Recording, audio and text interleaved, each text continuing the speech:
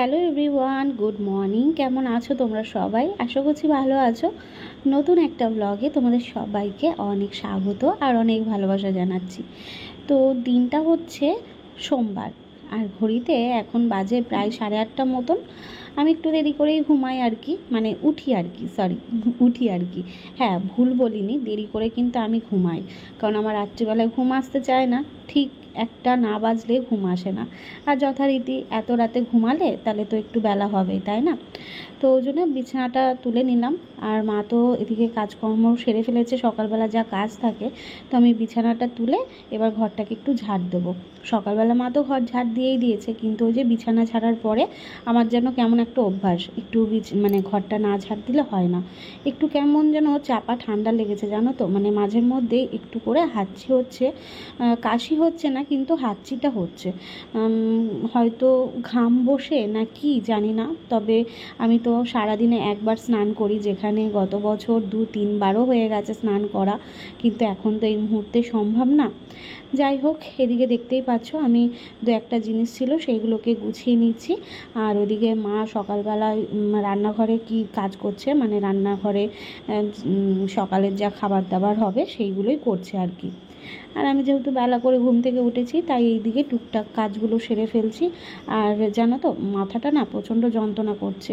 ওই যে এর আগে তোমাদের বলেছিলাম যে আমার প্রেগনেন্সিতে দাঁতে যন্ত্রণা, মাথা যন্ত্রণা, অনেক কিছু এই টুকটাকগুলো হয়েছিল, কিন্তু মাঝে অনেকটা সুস্থ ছিলাম।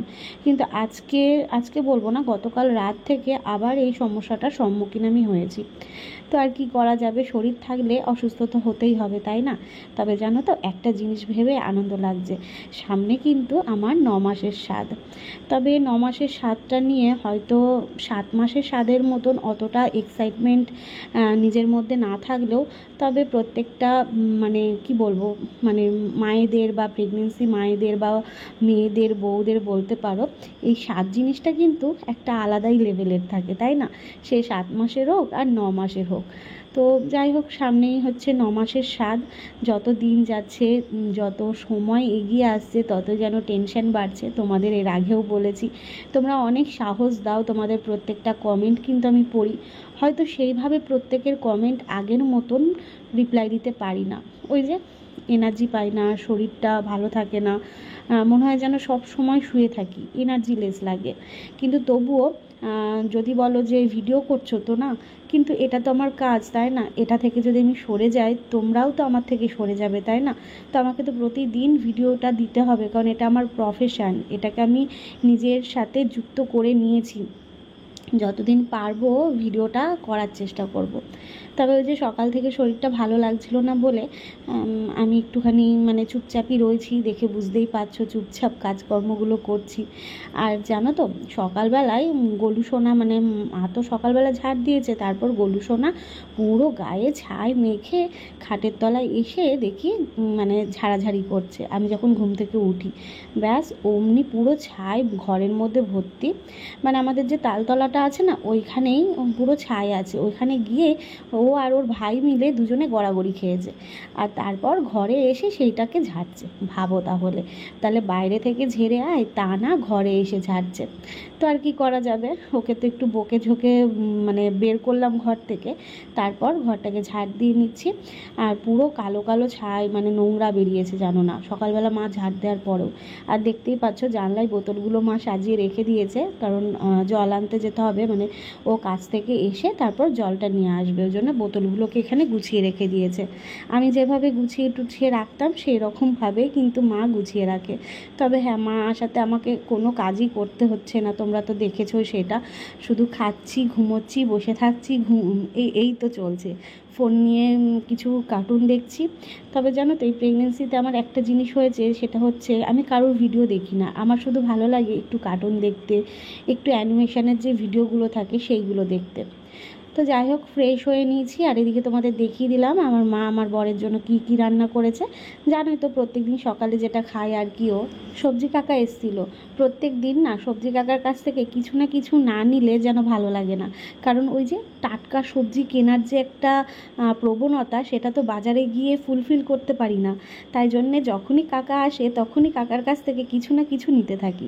তো আজকে লঙ্কা ছিল, মানে 2-3 দিন মতন হয়ে যেত, তো ভাবলাম যে না লঙ্কা নিই, তো আজকে কাঁচা লঙ্কা নিয়েছি, সেইগুলোই বোটা বসে বসে ছাড়াচ্ছি।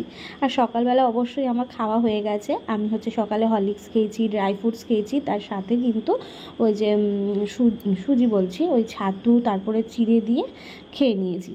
তো যাই হোক, পেটটা আমার চিড়ে না, মুড়ি দিয়ে খেয়েছি, মুড়ি, দুধ আর কলা দিয়ে। তো পেটটা ভীষণই ভরপুর হয়ে রয়েছে।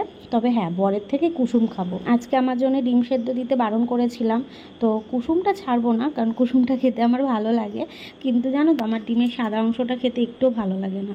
তো গতকালকে যেহেতু ডিম খেয়েছি, তাই জন্য আজকে মাকে বললাম যে আজকে আমার জন্য ডিম সেদ্ধ দিও না, একটা দিন করে স্কিপ করছি, কারণ মনে হয় যেন এত গরম তো যদি একটু শরীর খারাপ করে, তো সেই জন্য আর কি। তো দেখতেই পেলে আমার বর কাজ থেকে চলে এসছে। তো যখন সকালে কাজে যাই আমি তো টেরই পাই না, আগে যাও বা পেতাম, এখন তাও বা পাই না, এখন নিশ্চিন্তে ঘুমাই। তো কাজ থেকে চলে এসছে, সকালবেলা টিফিন খেয়ে তারপর আবার কাজে যাবে। কাল শুনলাম রাত্রিবেলা থেকেই বৃষ্টি নামবে, এই নেমে আসলো বুঝি, হাওয়া দেয়া শুরু হয়ে গেল। হ্যাঁ হ্যাঁ হচ্ছে তো, হ্যাঁ বৃষ্টি হচ্ছে, হাওয়া হচ্ছে, হ্যাঁ সেটাই। কালকে ঝড় উঠে আসলো বলে আমরা নিউজ দেখলাম সন্ধ্যাবেলায় বসে বসে, যে রাত্রিবেলায় দক্ষিণবঙ্গে নদিয়ায় পুরো ঝড় বৃষ্টি, একদম সেই ঝড় হবে, ঘূর্ণিঝড় হবে, শিলাবৃষ্টি হবে। ঘূর্ণিঝড় চাই না, শিলাবৃষ্টিও চাই না, বৃষ্টি তো চাই ভাই, একটু তো বৃষ্টি তো দরকার। কিন্তু দেখো কিছুই নেই। আজকে সকালবেলা, আর সোমবার থেকে নাকি আরো দাপট বাড়বে, আজ তো সোমবার, কিছুই নেই। কি অবস্থা! ওনার অবস্থা দেখেন, এই যে ইনার অবস্থা দেখেছেন, এই যে কি পরিস্থিতি। যেইভাবে আমার বর শুয়ে দিয়ে গেল সেইভাবেই শুয়ে রয়েছে, কি অবস্থা। মা ওদিকে সবজি কাটছে, আজকে হবে এঁচোড় চিংড়ি, পাট শাক ভাজা, আর কি মা? পটল সর্ষে, হ্যাঁ পটল সর্ষে হেভি করে। পটল সর্ষে হবে, পাট শাক ভাজা আর এঁচোড় চিংড়ি। দিদিভাই দিয়ে এঁচোড় দিয়েছিল, সেই এঁচোড়টা।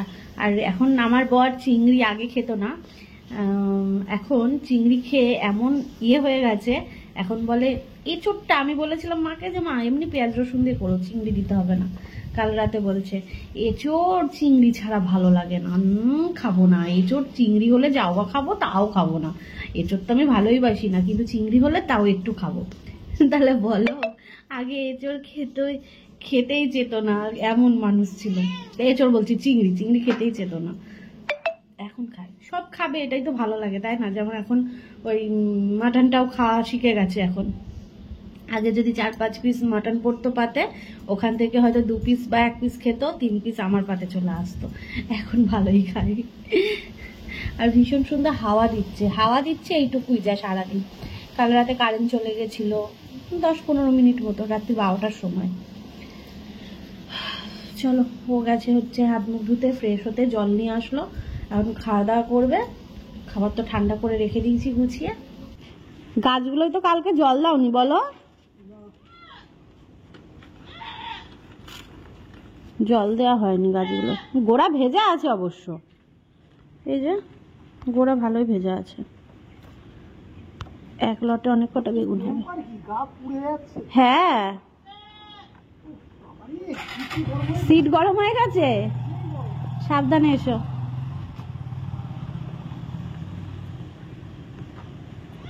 হাওয়া দিচ্ছে বিশাল ওইদিকে, এখন এদিকে হাওয়া বন্ধ হয়েছে, ওইদিকে দিচ্ছে। তোমাদের বললামই যে পটল সর্ষে হবে, আর পটলগুলো এত সুন্দর লম্বা লম্বা, বেশ ভালো। তো এখানে হচ্ছে দুপুরের জন্য রান্না হচ্ছে, পটলটাকে নুন হলুদ দিয়ে ভেজে নিয়েছে, আর অবশ্যই কালো জিরে ফোড়ন দিয়েছিল।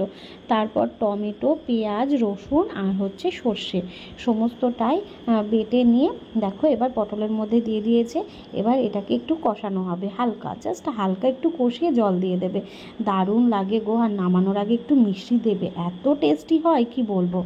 এদিকে মা করছে রান্না, আমি যাবো এখন স্নান করতে, কিন্তু এত সুন্দর হাওয়া দিচ্ছে না, এই হাওয়া ছেড়ে যেতে ইচ্ছে করছে না, বিশ্বাস করো, এত ভালো লাগছে হাওয়াটা, দারুণ হাওয়া দিচ্ছে।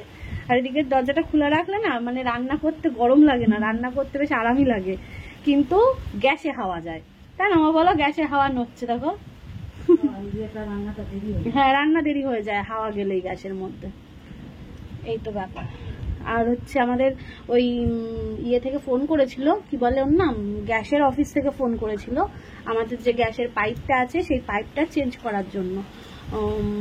অনেকদিন হয়েছে বললো এটার জন্য, তো আমাদেরটা অনেকদিন হয়নি, কিন্তু ফোন করেছিল যেহেতু, তো আমার বর বললো তাহলে একটা পাইপ এনে রেখে দিই, এটা যদি সমস্যা, তো এখন আমাদের কিছু হচ্ছে না, যদি সমস্যা হয় তখন নাই ইয়ে করা যাবে। এবার কালকে যেতে বলেছে, কিন্তু কারুর সময় নেই, না আমি এখন একা কোথাও যেতে পারবো না ও যেতে পারবে, তার মধ্যে আজকে আবার ডাক্তারের কাছে যেতে হবে, তো ওর কাজ আবার একটু কম হয়ে যাবে, কারণ ও রাত্রি 9টা পর্যন্ত কাজ করে, মানে মা যতদিন থাকে ততদিন ও একটু রাত্রির করে কাজ করে আসে। এমনিতেই কারেন্টের সমস্যা, দিনের বেলায় কতবার যে কারেন্ট যায়, আর আজকে যেহেতু ডাক্তার দেখানো রয়েছে রাত্রিবেলায়, তো যেন ওকে একটু তাড়াতাড়ি আসতে হবে, তো একটুখানি কাজের ক্ষতি হবে, কালকে তো আর বেরোতে পারবে না। তো আমাদের যে গ্যাস দেয়, মানে আমার বরের যে বন্ধু, তো ওকেই ফোন করা হলো, বললো ও হচ্ছে এনে দেবে, এটা একটু সুবিধা হয়েছে। আর আমাদের গ্যাসেরও একটু সমস্যা হয় না, ফোন করলেই দিয়ে যায়, 1-1.5 ঘন্টার মধ্যেই দিয়ে যায়, এই আর কি। চলো স্নান করব, এডিট নিয়ে বসবো, কালকে এডিট করে রাখিনি, এডিটের কাজটা কমপ্লিট থাকলে না চাপ থাকে না, তো এখন এডিট নেব, মানে এডিট করব, স্নান টান করে নিয়ে এডিট করতে বসবো। আর আর কি, এই তো চলো পরে দেখা হচ্ছে, মা এদিকে রান্নাটা সেরে নিই আর আমিও স্নান টান সেরে নিই। দেখতে পাচ্ছ, দেখো কাণ্ড কোথায় উঠে পড়েছে, দেখতে পাচ্ছ এমা নাম, এই গোলু, গোলু সোনা, ওরা গাছে ঝম করে উঠে পড়তে পারে জানো তো, কিন্তু ওই মানে চট জল দেবার যে নেমে পড়বে নামতে পারে না, খুব ধীরে ধীরে নামে। কি হলো, নামো নামো নামো নামো, দেখো কি দারুণ লাগছে না সবুজের মধ্যে। এই যে এই গোলু, আয় আয় আয় আয়, নিচে নামো নিচে নামো, আস্তে আস্তে নিচে নামো, আস্তে আস্তে নিচে নামো। হ্যাঁ, এই তো এই তো এই তো, আমার যে কি জ্বালা হয়েছে আমার এই বিড়ালদের নিয়ে, বাবা রে বাবা, গাছে উঠে পড়বে, গাছ থেকে নামতে আর পারবে না। আর তো এই তো হয়ে গেছে, আটটুখানি আছে, আটটু আছে, আস্তে আস্তে নামো, আস্তে আস্তে আস্তে আস্তে। হ্যাঁ হ্যাঁ, এই তো এই তো এই তো এই তো, ওলে বাবালে, ওলে বাবা, ওলে বাবালে, এই যে চলে আসো চলে আসো, এদিকে আসো, এদিকে দরজা খুলে এদিকে আসো। স্নান সেরে ফেলেছি, আর আজকে একটু নতুন নাইটি পরলাম। এই নাইটিটা আমি সাধে পেয়েছিলাম, মানে আমার 7 মাসের সাধে পেয়েছিলাম, তো নাইটিটা সেলাই করিয়ে নিয়ে এসেছিলাম ওই বাড়ির দিদির কাছ থেকে, কিন্তু কি হয়েছে বলো তো, মানে নিচটা অনেকটা ইয়ে হয়ে গেছে, মানে বেশি কাটা হয়ে গেছে, আমার নাইটি তো কাটতে হয় নিচটা, আর যা গরম, এই হাতাওয়ালা নাইটি পরে দেখছি এখনই এত গরম লাগছে, এরপরে তো আরও কষ্ট হবে, কারণ গরমের ভাব তো সেই লেভেলের এখনও পড়েনি, যেটা হচ্ছে বৈশাখ জ্যৈষ্ঠ আষাঢ় মাসে যে ব্যাপারটা হয়। আষাঢ় মাসে তাও তো বৃষ্টি হয়, কিন্তু বৈশাখ জ্যৈষ্ঠ মাসে যে একটা টাকফাটা গরম হয়, আর সেই সময় তো বেশি কষ্ট হবে আমার। তো মা বলছিল যে এটা হচ্ছে হাতায় একটু কুচি দিয়ে নিতে, কারণ এই হাতা আলা থাকলে না একটু গরম লাগবে বেশি। তো দেখা যাক, মাকে তাহলে এটা দিতে হবে। আজকের দিনটা পরলাম, আর ভীষণ মোটা নাইটিটা জানো তো, মানে এই সময় একটু পাতলা গোছের নাইটি পরলে না মনে হয় যেন আরাম পাওয়া যায়, কিন্তু একদম নতুন, আর নতুনের থেকেও সব থেকে বড় কথা হচ্ছে কাপড়টা হচ্ছে মোটা, অনেকটাই মোটা। তো মা বললো যে এক কাজ কর, এটা হচ্ছে এখন আপাতত কটা দিন পর, তাহলে এটা ধুতে ধুতে বা কাচতে গিয়ে একটু হলেও তো নরম হয়ে যাবে, তাহলে এটা আমার পরে গিয়ে সমস্যা হবে না। আর এদিকে চুলটা আঁচড়ে নিচ্ছি, দেখতেই পাচ্ছ, আর একদম চুলের নিচটা লেজ হয়ে গেছে। তো মাকে বলছিলাম যে মা, আমি ডেলিভারির পরে তো নিশ্চয়ই চুলটা কাটতে পারবো, কারণ অনেক দিন চুল কাটি না, জানোই তোমরা, আর আমি খুব একটা চুল কাটি না সেটাও জানো, কিন্তু তবু আগাটা তো একটুখানি কাটতে হয়, সেটাও তো এতদিন ধরে কাটতে পারিনি। তোমরাও অনেকে বারণ করেছিলে যে প্রেগনেন্সিতে চুল কাটতে নেই, তো সেইভাবেই রয়েছে। তবে চুলের কোনো পরিচর্যা করতে পারি না, ওই এখন 2-3 দিন পর পর শ্যাম্পু করছি, ওই যা, আগে তো সেইটুকু করতে পারতাম না, যদি ঠান্ডা লেগে যায় এই ভয়ে। তো চুলটাকে একদম তুলে ফেললাম, কারণ প্রচণ্ড গরম লাগছে, এমনিতে নতুন নাইটি, তার মধ্যে আমি চুল ছেড়ে কখনোই থাকতে পারি না। তো সিঁদুরটা পরে ঠাকুর প্রণাম করে নেব। তোমাদের কমেন্টগুলো প্রতিটা আমি খেয়াল করি, একজন কমেন্ট করেছিলে যে আমি গ্যাসের ওষুধ এখনও খাই কি না, তো আমি তোমাদের এটার রিপ্লাইটা হয়তো দিয়েছিলাম। তো আরও একবার কমেন্ট আসলো, তাই বলে দিচ্ছি যে আমার গ্যাসের সমস্যা খুব একটা হয় না, যদি হয় তখন খাই, তাছাড়া যে সকালবেলায় খেতাম আগে সেটা এখন খাই না। তারপর হসপিটালের যে মেডিসিনগুলো দেয় সেটাও খাই কি না, না গো, হসপিটালের যে ক্যালসিয়াম ট্যাবলেটগুলো দেয় ওটা খাই না, কারণ আমি যেহেতু বাইরের ডাক্তার দেখাচ্ছি, তো বাইরের ডাক্তারও তো আমাকে ক্যালসিয়াম ভিটামিন ওই ট্যাবলেটগুলো দিচ্ছে, তো একই ট্যাবলেট তো দু জায়গা থেকে খাওয়াটা ঠিক না, তো তার জন্য আমি ওটা খাই না। তোমাদের যদি আর কোনো প্রশ্ন থাকে অবশ্যই তোমরা কমেন্ট করো, আমি তোমাদের রিপ্লাই দেওয়ার চেষ্টা করবো, আর নাহলে ব্লগেই বলে দেবো। তো চলো আজকে ব্লগটা এখানে এন্ড করছি, এর পরবর্তী পার্টটা তোমরা নেক্সট দিন পেয়ে যাবে।